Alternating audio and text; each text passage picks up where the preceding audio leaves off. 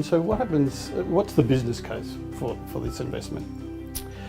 The business case, there's a lot of case studies, particularly in the paper environment, the traditional paper environment, that prove that plain English works. Importantly, it internally improves productivity. Our experience, for example, in the Plain English Foundation is that when agencies convert to plain English, around about the documents shorten by around about a quarter to a half, and more importantly, it takes about half the time for people to write a document in plain English compared to the more formal style, and about half the time for people to read it. And that can seriously add up to improved productivity. And are there any studies around that? Have people put numbers to this sort of saving? Yeah, increasingly there are some numbers around this. The US Navy, for example, did a study that showed that when it converted to plain English in its memos, that officers reading those memos saved more than $70 million in staff time. And if they were to extend that across the whole of the US Navy, it was worth something like $350 million a year.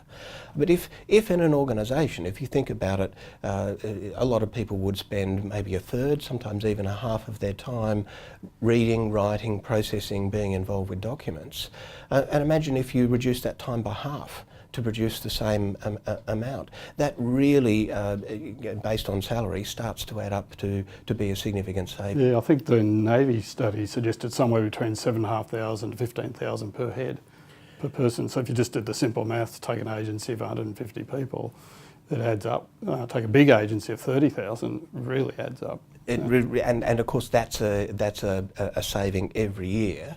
Of course, in a way you're still paying your staff, so it doesn't necessarily reflect the bottom line. Although some studies are showing that that improved productivity can translate, particularly in a high transaction environment. Classic example from Sweden in their higher education agency that used online systems to process applications for university.